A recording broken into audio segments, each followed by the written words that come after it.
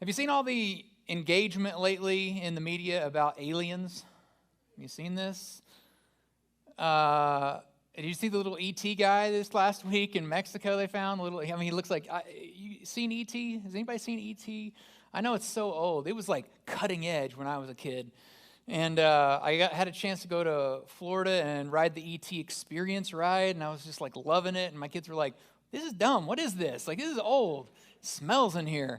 And I was like, no, it's awesome. But yeah, E.T., and I was big into E.T. For Christmas that year. I told my grandma I just wanted anything E.T., and she believed it. And so she bought me like everything E.T. I had like peanut butter with E.T. on it. I had E.T. covers. I had E.T. pajamas. I had E.T. everything. And so this little guy this last week, what looks fake to me, it looks just like E.T. to me. And then, but it's hard to deny, isn't it? The NASA footage and our Air Force's footage of the unidentified flying objects. And then some of that testimony, I think it was over the summer, some of that testimony from the guys that are like, yeah, there are definitely UFOs that we can't explain, and look at how it's moving. And I'll tell you, I don't make fun of this anymore because I grew up in rural Oklahoma, very, very small town, houses like a mile away. But I swear to you, I have memories as a kid of seeing lights in the sky that I watched a lot of X-Files, but I really think something happened. You know, I think I saw some, I don't know, I had a big imagination as a kid, and I was an only child, so probably it was just me talking to myself, but I do remember, like, vividly, like, lights in the sky. And so I don't make fun of people that have questions about stuff like that. I don't make fun of people that have serious questions. Maybe you have serious questions, but no one takes you seriously. That's really hurtful, isn't it? When we have questions that are big questions, and maybe to somebody it seems like the answer should be simple. I remember when I first had questions about God, I didn't come into the church until I was about 14. And I remember, like, I asked some big enchilada questions. And people were like, oh, dummy, you just believe it. And I was like, oh, that seems simple. That's like solving a math problem by just being like, it's math, duh. It's like, that's not the answer. That's just what you're saying. Like, I want to know why. I want to know how. I was very curious. And so maybe you have big questions about God. Maybe you have big questions about the church or the Bible or Jesus. And I want you to know that this is the right place for that. There's no better place for questions than here. You've landed in the right church because we welcome questions. We welcome skeptics. It may seem antithetical to what we're doing, but we welcome those with zero faith and those that are against faith. We welcome people that are curious. We welcome the suspicious. We welcome people that are doubters and seekers. Why? Because those are the same kind of folks Jesus was openly welcoming into conversation and sitting down with. As we looked at last week's scripture, Jesus is sitting down with people, and the religious people of his day were like, why are you sitting down with sinners and tax collectors? And Jesus is like, what are you talking about? This is what I'm all about. This is what God is all about. People, humans, religious folks especially missed the big picture. And so, welcome. If you want to have conversation, we want you to know some things. But the biggest thing we want you to know is that God is for you. We want you to know what God thinks of you, that God loves you, that he's on your side, and so are we. And then we have a core conviction. And that core conviction is that you were made for a purpose. You're not an accident. God doesn't make accidents. God doesn't have things happen that are not planned. You happened on purpose. And it's no accident that you're here today. God designed you for a purpose. Now, the frustrating part of that is that you don't always know what that purpose is. You may say, well, I don't know if I even believe in God. And that's okay because God believes in you. He created you. He loves you. He actually invites you and gives you the keys to the kingdom with you still being kind of like, I'm not quite sure about you yet. But God loves you. So track with me for about 10 minutes because we teach that you are designed for a purpose. That does not mean that you have discovered it, that you're actively pursuing it, that you are dedicatedly pursuing it, that you're not drawn off by any distractions. It just means that you were made for a purpose. And there's two aspects to that. There's our universal purpose. God has made us all for some purposes. And then there's your specific purpose. And the specific one's much more difficult. No one can tell you what that is. We can't go, that's what you should do. We can give you a framework, and that's what God does. He gives us a framework in which to act. But determining exactly and finding out that exact calling is unique to each of us. So I want to read from a guy in the New Testament. In the Bible, there's a second half here when Jesus comes onto the scene. It's called the New Testament. And there's one particular author. His name is Paul, and he writes about 2/3 of the New Testament. And he writes a series of letters, and these letters have been collected here. These letters were written to churches, so groups of people that were believing in Jesus, that were trying their best to follow Jesus, and he writes letters to them. And to the church in Rome, he wrote specifically this. He said, "Love from the center of who you are. Don't fake it." Love from the center of who you are. Don't fake it. See, we have a specific purpose, but we also have a broad purpose. And all of our purpose is wrapped up in this idea of love. Jesus said people would know that we are his disciples by the love that we have for one another. Love is a defining characteristic that so many people were missing out on, that were religious, that Jesus was teaching. They had just missed the ball completely. They thought it was about discipline, or they thought it was about looking good, or they thought it was about fancy words. And Jesus is like, but if you do all those things and you don't have love, it's worthless. Love, Paul teaches, from the center of who you are. Don't fake it. It's too important to fake. Drop the pretenses. Love from your core. Think about how that changes us. If we love from the center of who we are, it affects everything that comes out. Every word that I speak, every way that I look at someone, every attitude I have, every action is shaped by the center of who I am. And so if love is at the core, then the purpose means my purpose must align with love. So you can't have a purpose that hurts others. You can't have a purpose that puts others down. You have to have a purpose that is centered in love. Now, in the very next verse, he says, run for dear life from evil. Hold on for dear life to the good. Run from evil, hold on to good. Be good friends who love deeply. Once again, love. Love is that central idea. Being a good friend. It's good to pursue good things. It's good to love deeply. What does it mean when we love deeply? Well, it means sometimes we're going to be stepping out on a limb with our heart and we might get hurt. And that's heartbreaking, I know. But the other way of saying, well, no, I'm just going to close myself off to everyone and be in defensive mode so that I never get hurt is no way to live. Unfortunately, the world is messy and fallen around us, and so sometimes we will get hurt when we put our heart out there. But that's real living. That's the abundant life Jesus came to give us. It's exactly his story. It's exactly what happened to Christ. He led this group of people, and 3 very close to himself, these disciples, and yet when he was arrested, they all fled for fear. That kind of hurt, because he knew what he was going to be doing. He knew what he was willing to do. He was going to eventually go to the cross for them. The ultimate sacrifice. He said, no greater love has this than a man would lay down his life for his friends. He was speaking about them in that moment. He was going to lay down his life. And yet, where did they go? Away. We are made for a purpose. And community is critical to living out our purpose. How we discover this purpose doesn't happen alone. You don't need to go to the mountains.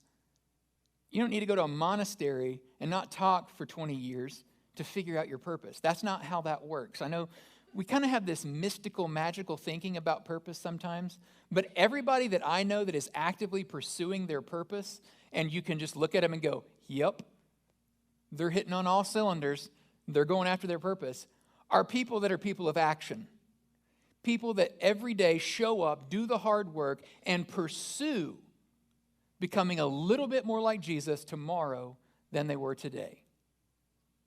trying to see people the way he saw them, trying to love them sacrificially the way that he loved them.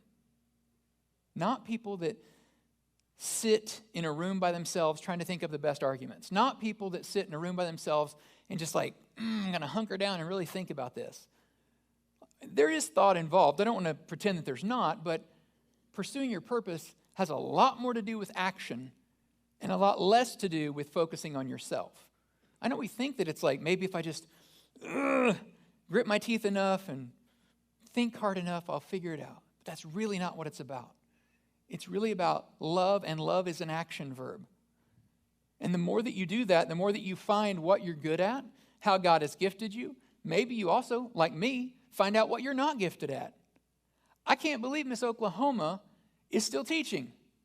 It's the craziest thing in the world to me. I subbed one day in our district, and I was like, nope, not for me. Nope. And it was only like half a day. There was like a funeral, and I was covering for a class so they could go to the secretary's funeral. And I was like, no. Teacher came back, and her eyes were wide at her classroom. She's like, you okay in here? I could hear you down the hall. I'm like, I got to go. I got some stuff to do. I can't imagine still teaching and to travel and all that. Wow. But that's what, I found out that I'm good at other things. I'm not good at that thing. That's okay. But I was there trying to help. So there's a lot of things you can do, but what is the greater good? How could you be a tool and be used to help others?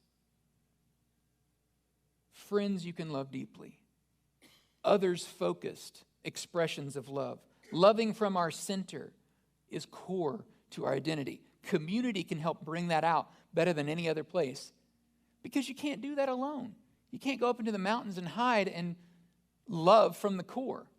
You can't love others well in that environment. Community is critical to finding and living out our purpose. Now, maybe you're saying, Pastor, I'm one of those skeptics. I don't know that I buy into all this God stuff, all this Jesus and church stuff. I don't know about that. And I would just start from a very simple platform then, and I would say, I think most people can agree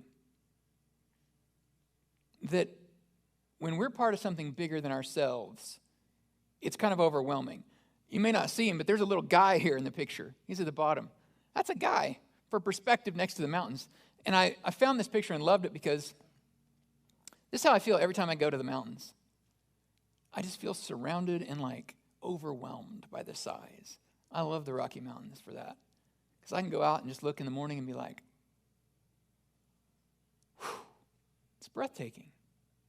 And it kind of reorients my mind for a second. Because in flat Oklahoma, sometimes I feel really tall. I'm like, oh yeah, I can see for miles. Ha ha. But you go to Colorado, and wow, you see this huge mountain. And you're just like, wow, I'm so small. And this is just a bump on the globe. You look at the globe, you look from space, those Rocky Mountains are just a little bitty bump. And then what am I compared to that? An ant. Sometimes perspective is good. When we join something bigger than us, it gives us perspective. When we have partners, like nonprofit partners in our community that we do work with, it's one of those frustrating things because you talk to them and they're like, the work's never going to end. We have so much to do. But it's also heartwarming because you're like, there's people that are called to this and they're really good at it. And I want to come alongside them. I want to be a part of what they're doing. I want to pray for them. I want to fund them. I want to volunteer with them. Let's go. Let's do this thing that they're really good at, that I'm not that good at, but they could maybe use and leverage me for a moment. It can be so easy to forget this, though, because even if you agree, yes, it is good to be a part of something larger than myself. It's good to connect with others in that way. And it gives me a sense of fulfillment when I help others. You may agree with all of that. But I would say the default of humanity is to sit back and let someone else do it. The default is to say, oh, that's terrible. Now, what time is my show on? Oh, that's terrible. But I've got this appointment I have to go to. Oh, that's terrible, but we got to get to the next thing. And so for a moment, it touches us. But if we don't have a strategy, if we don't have a plan, we default. And I don't know what the right word is. I hasten to call it laziness. I think it's just busyness. It's just the default. The default is not to be a part of something bigger than yourself and get connected in and to help. The default is someone else will do it. So when you're ready, that's what we want to be here for those folks that are not quite sure about God yet, but they're open maybe, they're investigating, they're asking questions. We want to be a community where you can come and be a part, and we invite you in. You're welcome here to kick the tires for as long as you want, but you're welcome more than just understanding what we believe, is to experience what we believe. Our faith is living, it is not dead, it is not a book. Our faith is based on the living Christ. We are people of Jesus. We want to be more like him. We want to see people the way he sees them. We want to love them the way that he loves them, and we fall short of that. So we are on a journey ourselves. We're on an adventure to stretch our capabilities, to stretch our financial opportunities, to stretch our volunteer hours, to stretch our heart and our attitude towards others. And we welcome you in that journey with us. Because Jesus only built one institution on planet Earth. He doesn't talk about the church very much in the New Testament. Only a couple times, and this is one of them. I will build my church. There's no other organization he put his name on. None. This is the only one. He built this church for you. It's gotten messed up in history a lot, I know. There's been a lot of different things go wrong with it. Humans have done their worst. But Jesus built the church to be like a lighthouse with a message continually telling about the good news and continually being a beacon of hope for those that are hopeless. He's actually very vague on how we do church, and so there's no necessary reason for us to repeat mistakes of the past or to repeat the traditions of the past. He didn't give us specifics about how to do that. There's some churches that are meeting today that don't have a building at all. There's churches that don't have air conditioning. They're not in Oklahoma. There's churches that are meeting without chairs. I know a friend in a church, they stand for 3 hours. Some of you are like, I'm glad I don't go to that church. There's all kinds of churches. I've had the opportunity to worship with all kinds of churches, and there's some that we wouldn't even recognize as church. We're like, what are they doing?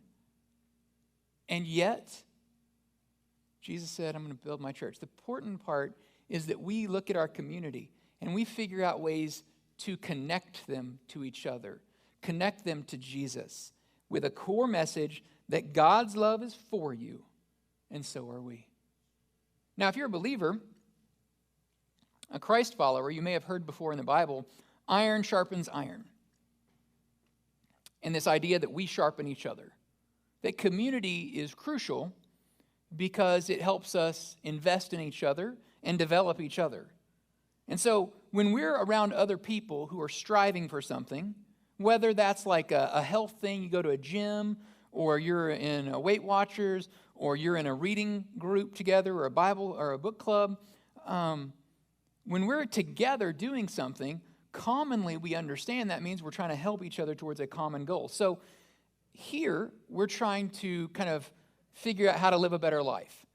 And we're trying to motivate each other to do that, to learn from each other how to grow closer to Jesus, to looking more like him, to acting more like him. And so that's one of the largest points of community, is that it's this thing that even if I don't have a plan to do that, it puts me in a pattern of doing that with others that are similarly pursuing that path. So Christ followers have a real imperative here for community because we're not really given an option. Community is what we've been given.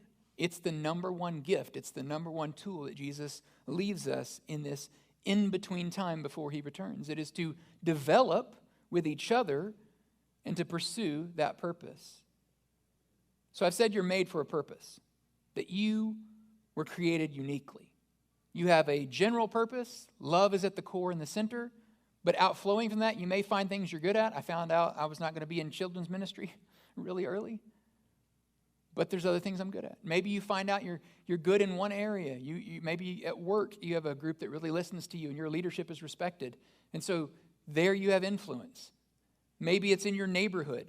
Maybe students, it's in your classroom. Maybe you have a group of friends that no one else seems to be able to get a word into. They would never listen to this old guy, but they'll listen to you. So maybe you have an opportunity to influence them for good and to draw them closer to Jesus, to pursue that purpose. At the end of the day, you were made for a purpose, and this community wants to help you live out your purpose. That is our purpose, is to help you live that out. A place where you can come together with others who want to make a difference in our community. We have teachers and nurses and small business owners and moms and dads and grandparents and students. And we can serve others that makes a positive, visible impact in our world. But at the same time, helps you live out your purpose, helps you grow closer to Jesus. So here's my challenge for you today, and it's in the app there. If you've pulled that up on the QR code, I want you to make plans to join us next Sunday. We're going to go on an adventure over the next 4 weeks.